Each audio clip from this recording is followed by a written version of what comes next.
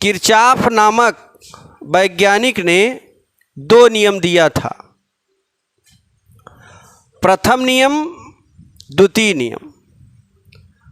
प्रथम नियम का दूसरा नाम है संधि का नियम और प्रथम नियम का तीसरा नाम है धारा का नियम। और दूसरा नियम जो किरचॉफ ने दिया था द्वितीय नियम नाम है और उसी द्वितीय नियम को हम बंद पास का नियम भी कहते हैं। तो यहाँ पर लिखेंगे किरचॉफ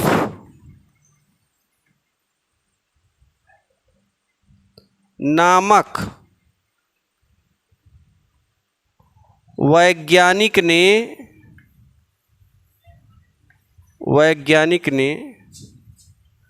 निम्न दो नियम दिए।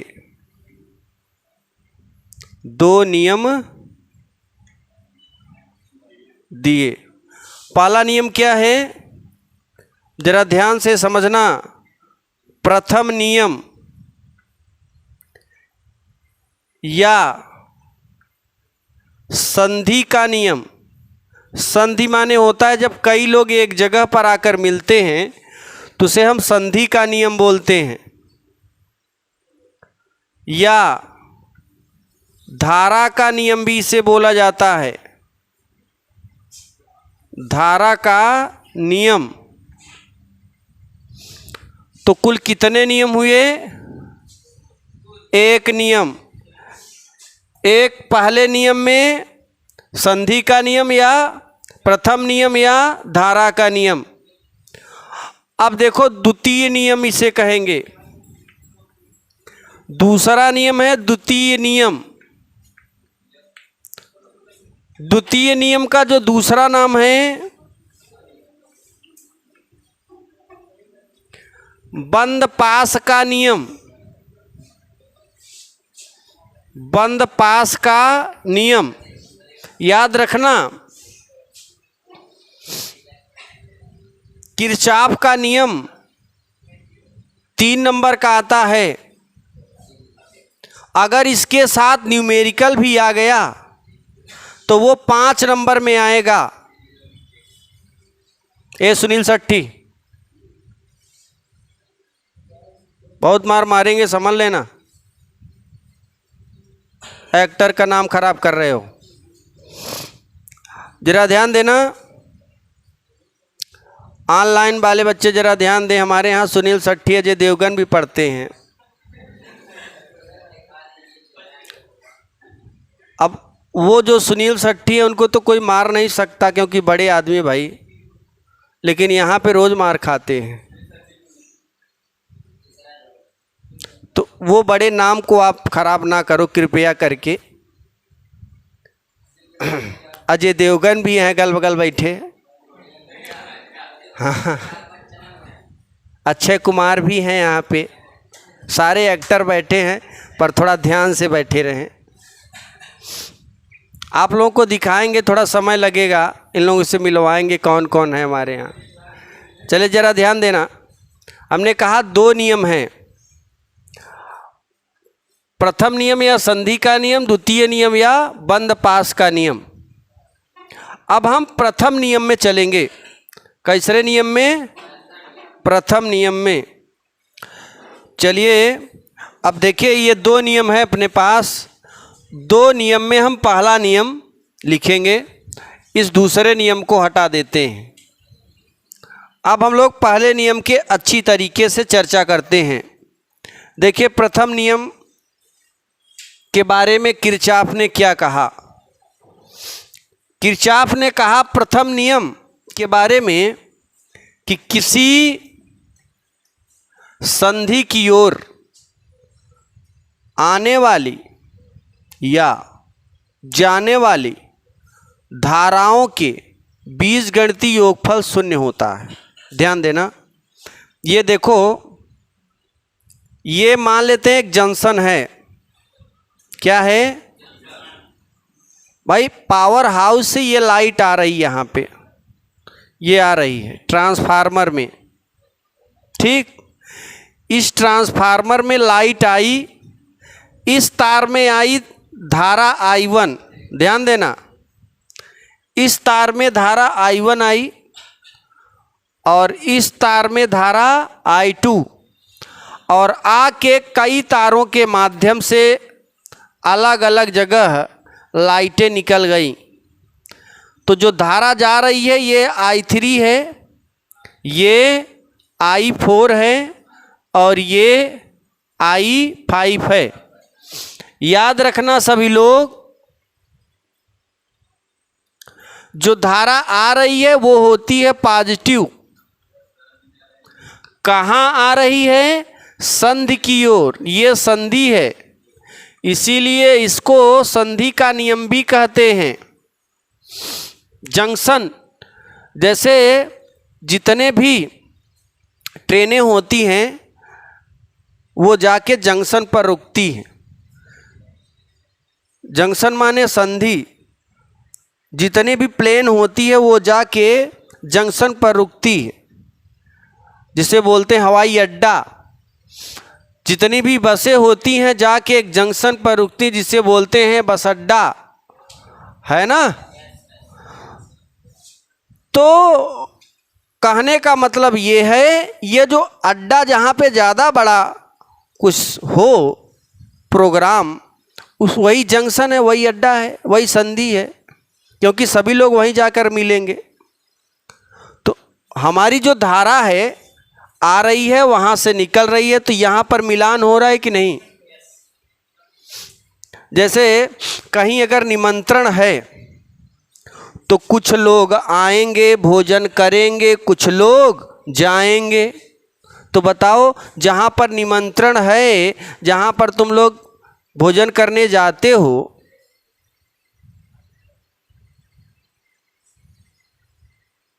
वो संधि हुआ कि नहीं हुआ? वो प्रथम नियम हुआ कि नहीं हुआ? उसे हम धारा का नियम नहीं कहेंगे, उसे भोजन वाला नियम कहेंगे, क्योंकि वहाँ तो भोजन ले रहे हो ना। लेकिन जहाँ धारा आए और फिर वहाँ से निकले, वो धारा का नियम कहेंगे। भाई आप भोजन लिया फिर निकला तो वहाँ के धारा का नियम ना ना ना ना, वहाँ कोनो धारा प्रवाहित थोड़ी नहीं कर रहे हो तुम, वहाँ तो भोजन वाला नियम चलेगा। तो ये संधि का नियम है, जहाँ पे धारा आए, जैसे ये ट्रांसफार्मर अगर इसे मान लें संधि पर, तो ये धारा लिया फिर इधर से दिया, तो ये क्या हो गया? ट्रांसफार्मर। यही हो गया संधि।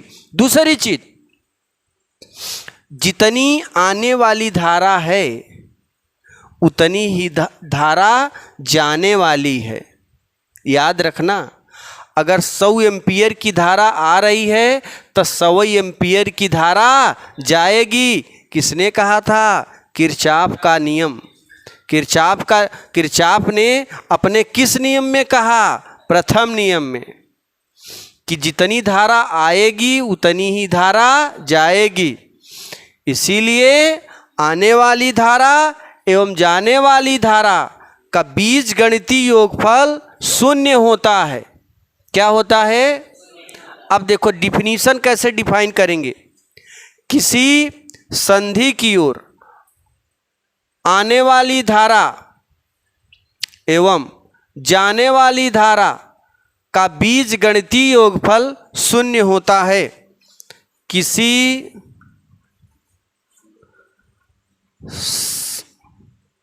संधि की ओर आने वाली एवं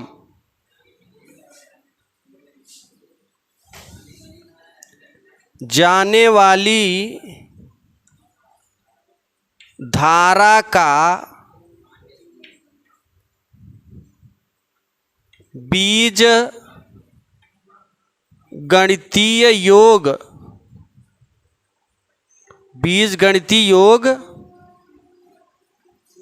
0 होता है।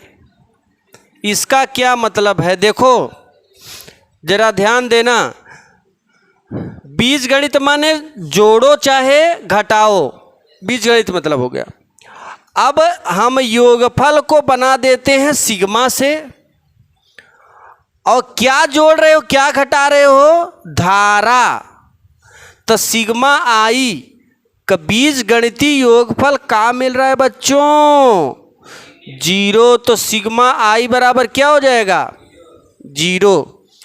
मैंने ना इस छोटी सी चीज को मैं इतने बड़े शब्दों में यहाँ पर लिखा है हिंदी में। This is a mathematical range, this is a mathematical language. ये लैंग्वेज किसने दिया था, किरचॉफ ने। वो अपने प्रथम नियम में दिए कि किसी संधि की ओर आने वाली एवं जाने वाली धारा का बीजगणितीय योगफल 0। अब जरा ध्यान देना क्या होता है इसका मतलब। अब अगर हम चित्र की बात कर लें, चित्र में I1 तथा I2 संधि की ओर धाराएं आ रही हैं,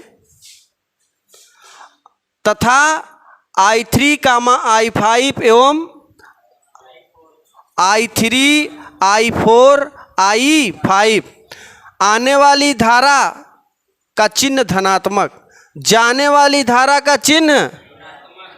इसीलिए मैंने अभी क्या बोला, 50 एम्पियर की धारा आ रही है तो 50 एम्पियर की धारा जाएगी, आएगी तो पॉजिटिव 50 एम्पियर, जाएगी तो निगेटिव 50। बताओ बीजगणितीय योगफल कितना मिला, मिला कि नहीं, 0।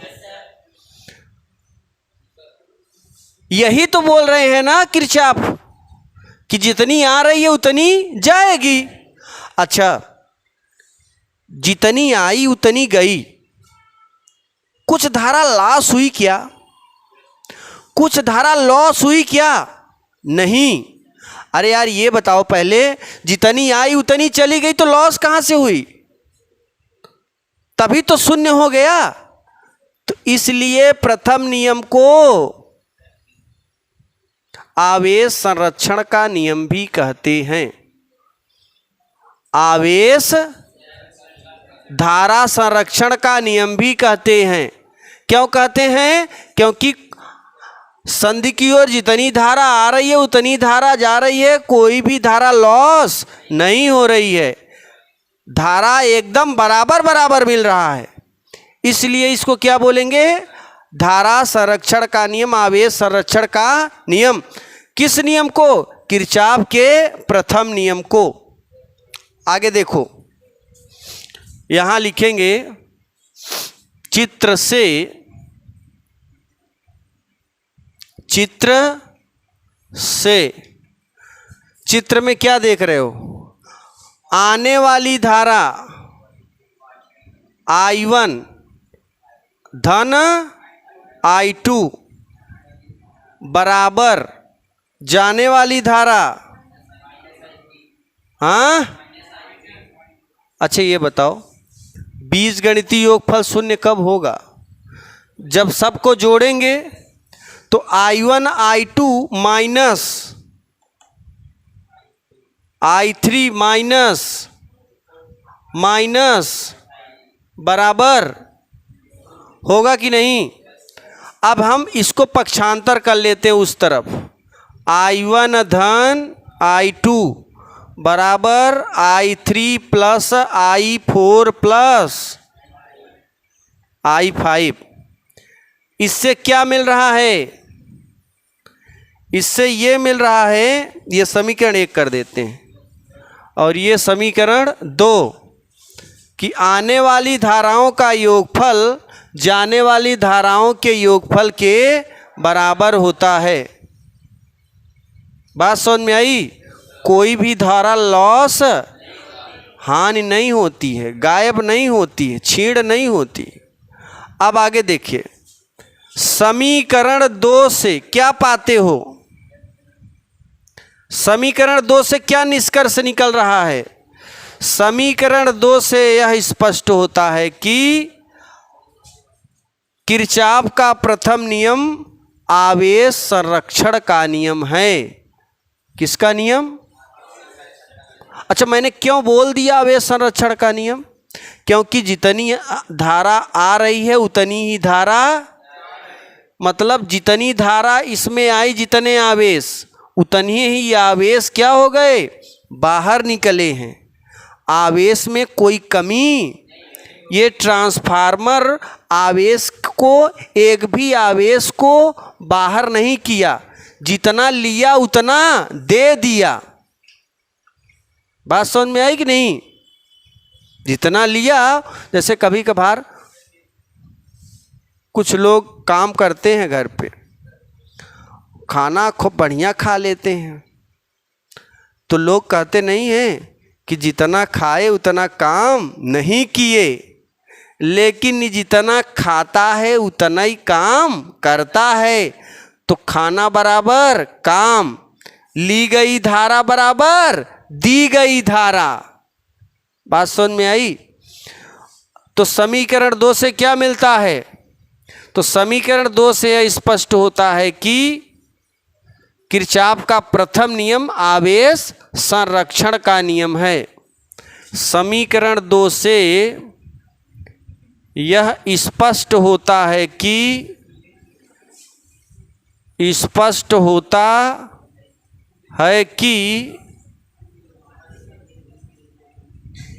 किरचॉफ का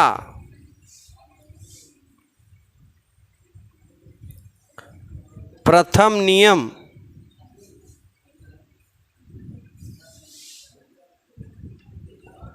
आवेश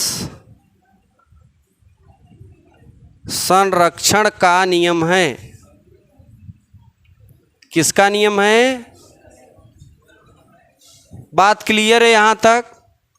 तो अगर प्रथम नियम कोई बता दे तो उसको समझा दोगे कि नहीं? जितनी धारा लेगा उतनी धारा, बस यही दिमाग में ठूसे रहना।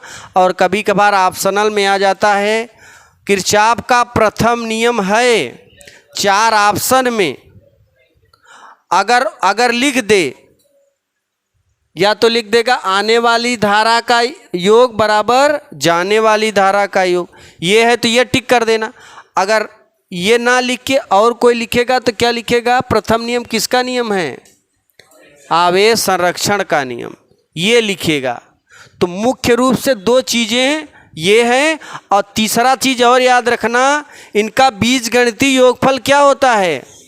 तो हमें ऑप्शन में 3 पॉइंट में से 1 पॉइंट नज़र जरूर आएगा, या तो उनका बीजगणितीय योगफल 0 नज़र आएगा, या फिर आने वाली धारा का योगफल बराबर जाने वाली धारा का योगफल, या तीसरा पॉइंट किरचॉफ का प्रथम नियम आवेश संरक्षण का नियम है। 3 पॉइंट ऑप्शन में अगर एक दिखाई पड़ जाए तो टिक करके चले आना। लिखो,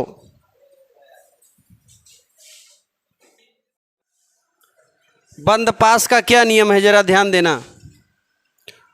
द्वितीय नियम या बंद पास का नियम। क्या कहा किरचॉफ ने? किरचॉफ ने कहा कि किसी बंद पास के, ध्यान देना फिगर बना रहे हैं समझ में आ जाएगा, किसी बंद पास के विभिन्न खंडों में, विभिन्न खंडों का मतलब है कि कई परिपथ होना चाहिए, विभिन्न खंडों में बहने वाली धारा तथा उनके संगत प्रतिरोधों का बीजगणितीय योगफल एवं उन सेलों के विद्युत वाहक बलों के बीजगणितीय योगफलों के बराबर होता है। जरा ध्यान देना, जो अभी मैंने बोला उसको हम अगर संक्षेप में लिखना चाहें तो लिखेंगे सिग्मा आई आर बराबर सिग्मा ई। जो अभी मैंने बोला उसे अगर हम संक्षेप में लिखें तो सिग्मा आई आर बराबर सिग्मा ई। जरा ध्यान देना, मैंने कहा किसी बंद पास के विभिन्न खंडों में बहने वाली धारा तथा उनके संगत प्रतिरोधों के गुणनफल का बीजगणितीय योगफल तथा उनके सेलों के विद्युत वाहक बलों के बीजगणितीय योगफलों के बराबर होता है। ध्यान देना, किसी बंद पास में, बंद पास के विभिन्न खंडों, अभी ये समझ में आ जाएगा, चित्र बनेगा।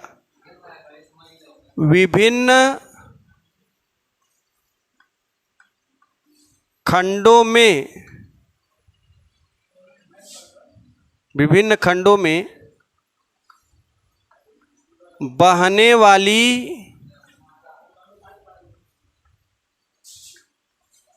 धारा का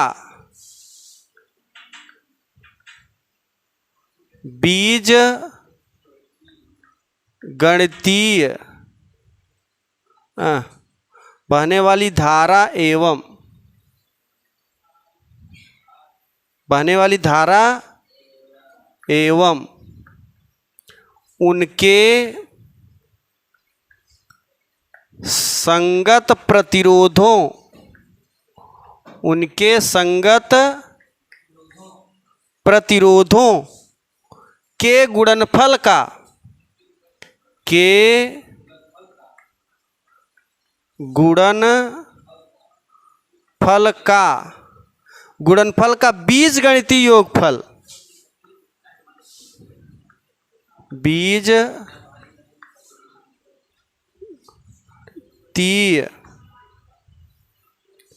योग एवं उन सेलों के, उन सेलों के विद्युत वाहक बलों के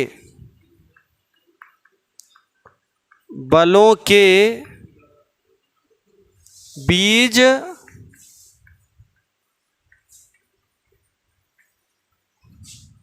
गणितीय योग, बीज गणितीय, इसको मिटा देते हैं,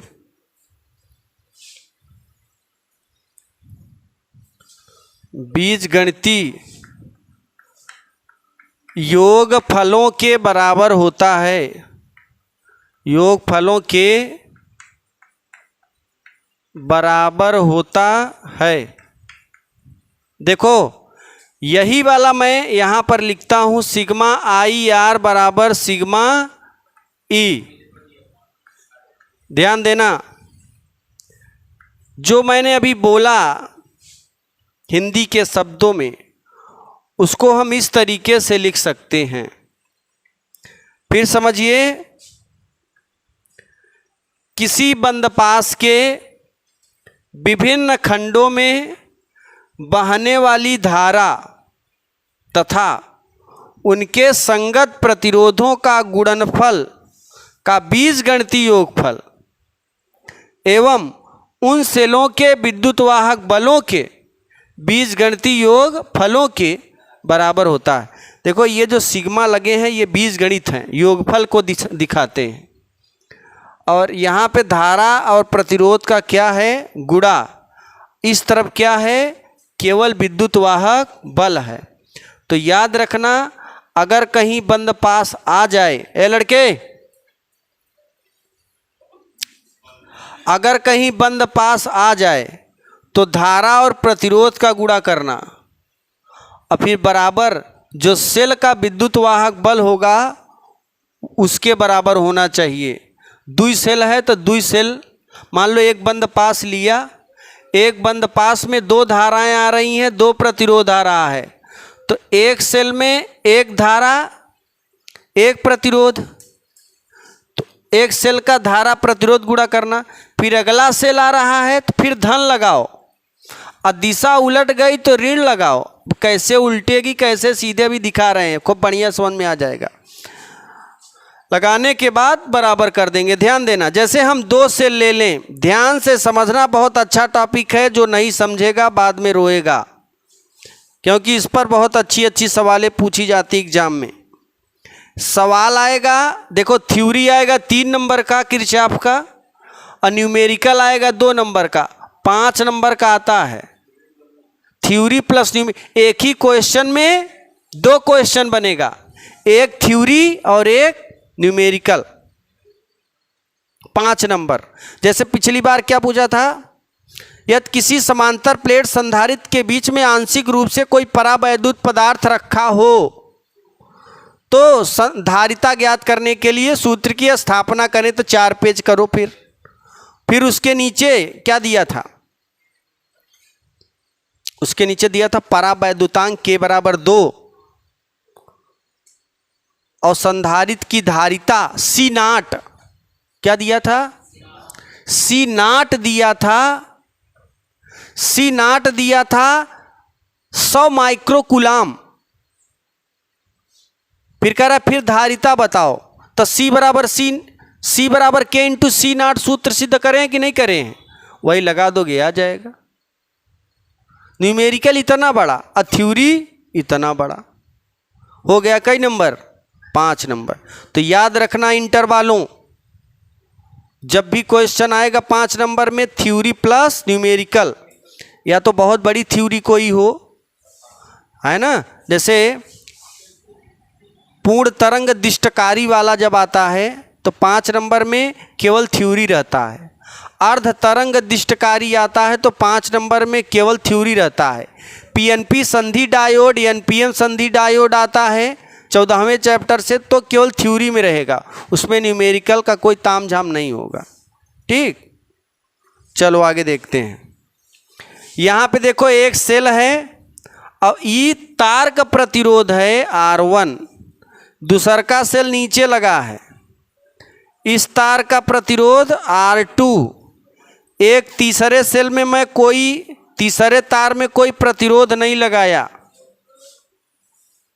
आप जरा बताओ बच्चों, ये धन है ना, ये ऋण है, जो धारा बहेगी धन से किधर जाएगी, मान लेते हैं ये जो सेल है ना, ये I1 धारा दे रहा है, कितनी, लड़के इधर देखते जाओ मेरे संधि की ओर, ये धारा आ रहा है, ऐसे बहेगा।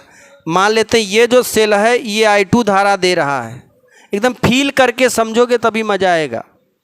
ये I1 धारा दे रहा है, ये I2। अब आप जरा बताओ, ये I1 ऐसे इसी तार में आएगा, I2 भी इसी तार में आएगा, तो बताओ इस तार में जब यहाँ पर दो लोग मिलेंगे तो यहाँ में इसमें कितनी धाराएं मिलेंगी,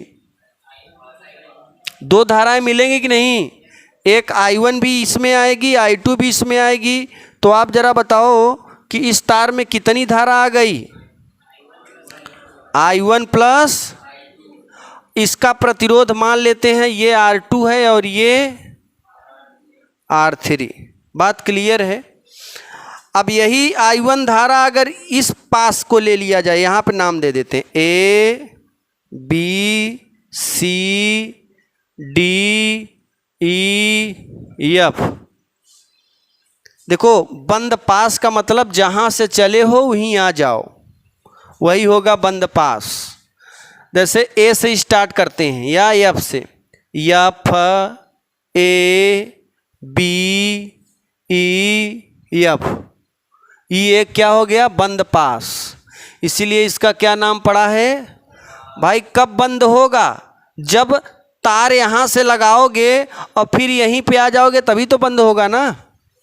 अगर हम चलो यहाँ चालू करते हैं, यहाँ आई के रुक जाए तो यहाँ तक तो खुला ही रहेगा, तब बंद पास हुआ क्या, तब खुला पास हो ही जाएगा। खुला पास चाहे जे आए निकले, ऐसे घेर दें तो लीलगाह और राम आएंगे तो फंसिन जाएंगे। एक बार घेर दिए ना तो फंस गए ना, रहेंगे बाहर ना, अंदर तो नहीं आएंगे। अरे यार अंदर कोहड़ा बोया नहीं खाओगे,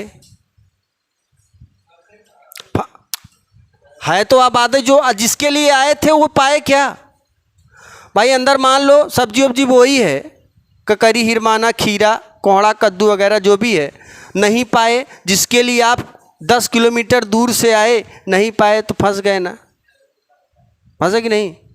ऐसे ही आए झूरे ही चले गए। किसी बारात में जाओ और कुछ ना पाओ खाने के लिए तो कहते नहीं आई के फंस गए, तो क्या रोक लेते हैं क्या, फिर से भेज देते हैं, जाओ। आके फंस गए, मतलब काहे आई के फंस का रोक लेते हैं, का बांधे हैं तुम्हें, छलांग लगा दिए हैं।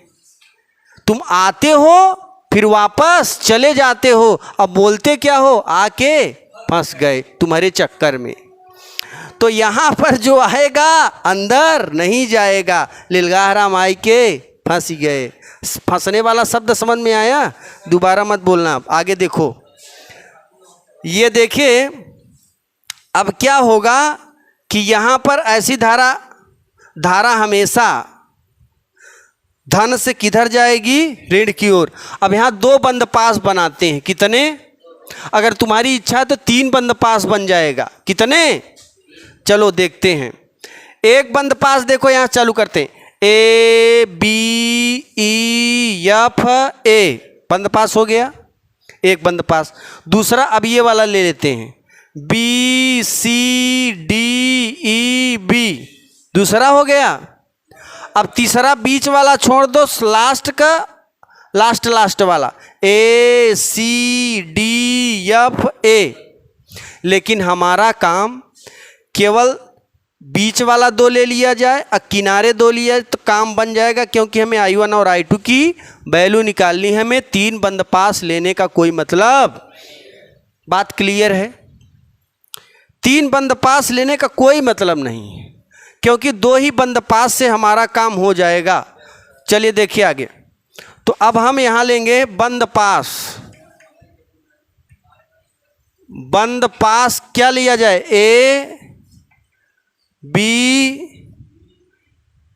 ई एफ ए से। अब सूत्र लगाओ, ये सूत्र है सिग्मा आई आर बराबर सिग्मा, यही सूत्र लगेगा बंद पास में। अब कैसे लगेगा थोड़ा ध्यान देना, आई आर, जरा ध्यान देना, आई आर। तो चलो कहाँ से चले थे, ए से। ए से चलो बी की ओर, कुछ पाए का, खाली खाली है भाई, कहाँ हैं। ऐसा काम करते हैं, एफ से चलते हैं तो पूरा बंदा ही ना ये।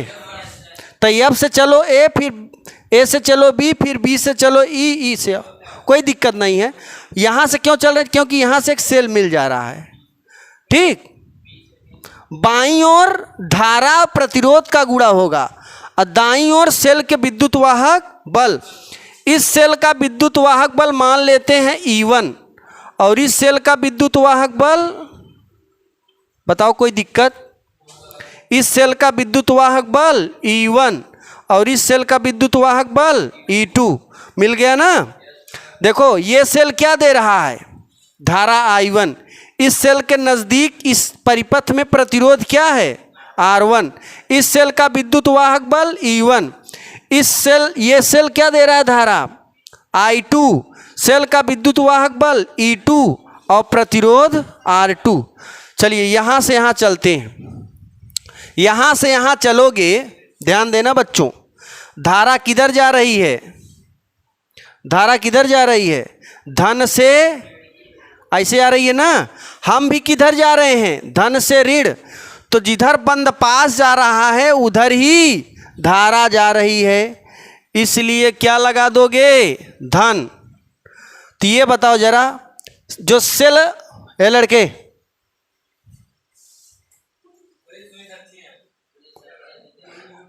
सेल, देखिए सेल कितनी धारा दे रहा है, I1। सूत्र क्या कहता है, आई के बगल में क्या होना चाहिए, तो जो सेल धारा दिया, इस सेल के बगल में प्रतिरोध क्या है, तो बगल में क्या लिख दोगे, R1। अब यहाँ से यहाँ तक खत्म।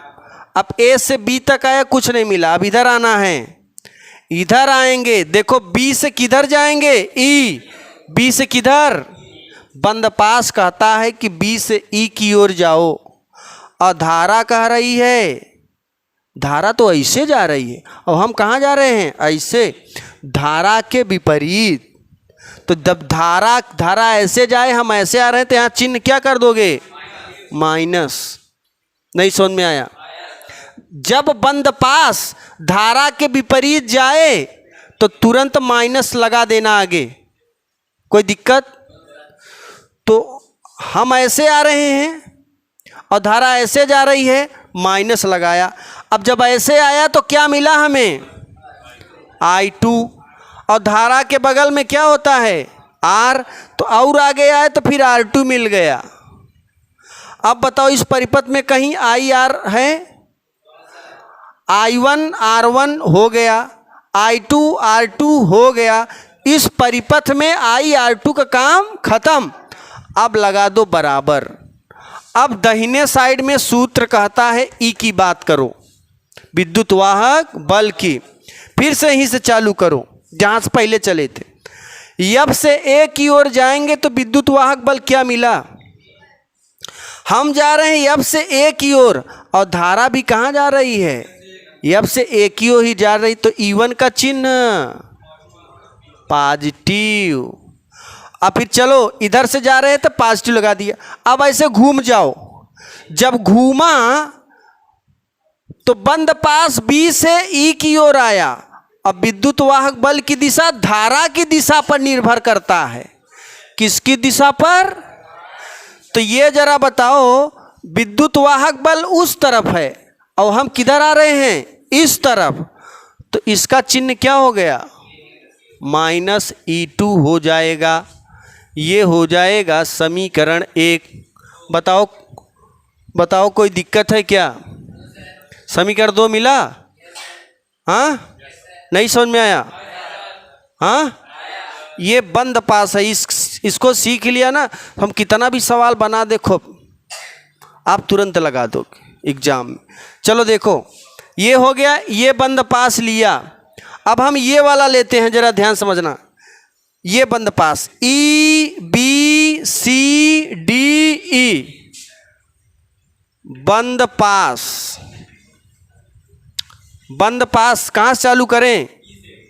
E से B चलो, B से C, C से D से E तक आओगे तभी तो होगा बंद। बंद कब होगा?